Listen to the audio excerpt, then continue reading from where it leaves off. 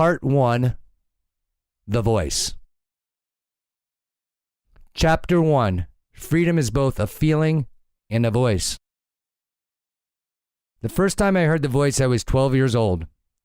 I woke up one Saturday morning to the sound of a beautiful bird singing out my window.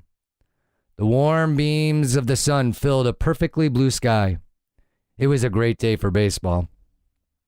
After pulling my arms and legs through my stretchy, sometimes scratchy uniform, I ate a delicious hot breakfast consisting of my dad's homemade pancakes with slices of sizzling bacon on the side. As much as I enjoyed the food, I couldn't wait to pedal my bike as fast as possible over to the Little League field. I felt entirely free without a worry in the world. Baseball and freedom. I loved that feeling. I was a good ball player, the kind to always be relied upon, whether I pitched or played in the outfield. By age 11, I made the Stamford, Connecticut Little League All-Star team, which was made up of the best 14, 11, and 12-year-olds in the league. It was an incredible accomplishment to make the team, and I was floored by good fortune. Although we were knocked out of the district finals level that year, I watched the Little League World Series championship game on television a few weeks later. Back in 1982, the U.S. Little League team hadn't won the World Championship game in about 15 years, and a team from Washington ended up reclaiming the title with a 6-0 win.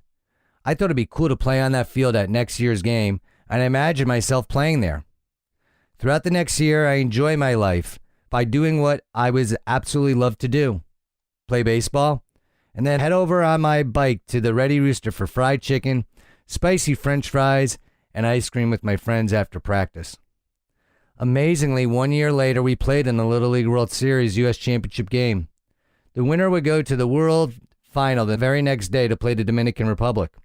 The chances of us playing in this game had to be at least 1,000,000 to 1, though, because we lost our first game in the tournament. After that crushing blow, we had to win 19 straight games to make it to the U.S. Final.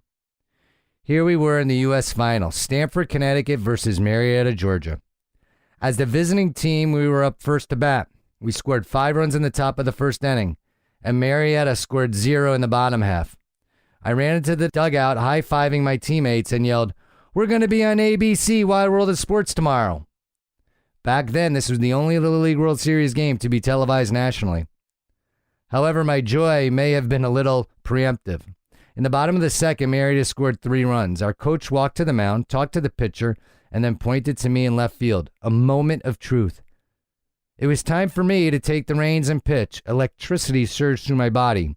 I wanted this. After 5 innings, the game was tied 8-8.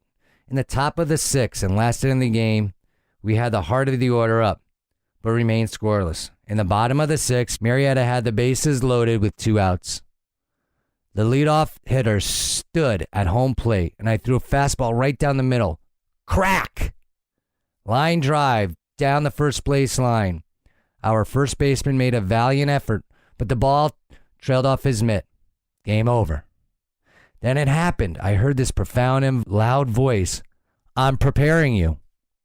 As Marietta celebrated and our team headed to the dugout, I looked around for the voice. Who said that? My surprise can still be seen on the video recording.